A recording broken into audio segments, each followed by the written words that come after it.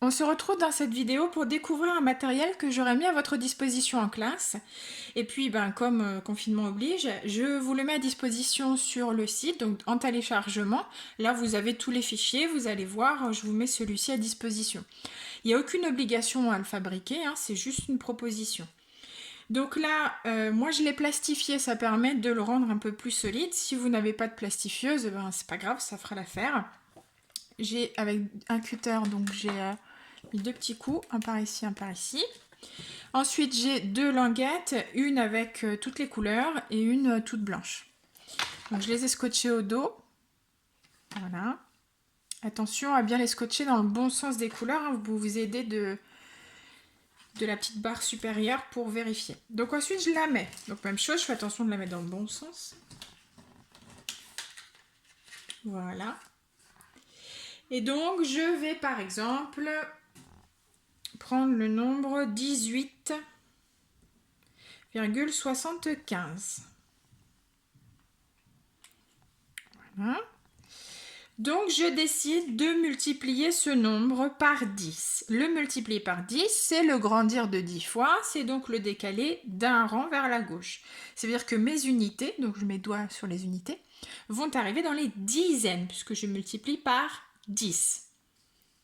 Hop, et voilà. Donc là, ma virgule, elle est toujours entre les unités et les dixièmes, hein, ici. Donc là, je me suis aperçue que mes dixièmes sont arrivés aux unités, mes centièmes sont arrivés aux dixièmes. Donc le résultat, c'est 187,5. Voilà. Donc ça, c'est la première phase. Donc vous pouvez l'utiliser pour faire vos exercices. Vous pouvez aussi inventer des exercices supplémentaires et utiliser la calculatrice pour vérifier vos résultats. Ça, c'est tout à fait possible. Une fois que vous êtes à l'aise, vous pouvez passer avec la version sans couleur. Et on reprend exactement le même principe. Alors là, j'ai pas besoin, j'ai pas de point de repère, hein, donc je la positionne à peu près au milieu, de sorte à en avoir suffisamment à droite et à gauche.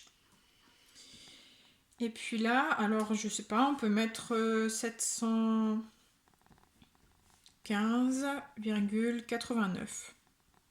Voilà.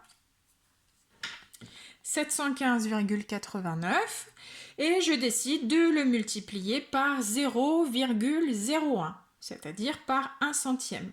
Donc je vais le rendre 100 fois plus petit, je vais le décaler par ici. Je me mets sur les unités. J'ai dit que je multipliais par 0,01, c'est-à-dire 1 centième, donc mes unités arrivent au centième. Donc je décale par ici de 2 colonnes. Hein. Voilà. J'ai toujours unité dixième, c'est ici, donc ma virgule, elle ne bouge pas. Le résultat, c'est donc 7,1589. Là, si ça dépasse, c'est pas un problème. Il ne faut pas les oublier, ces nombres-là. Voilà, donc je vous mets ce matériel à disposition. N'hésitez pas à le fabriquer, hein, ça peut vous être utile. À vous de jouer!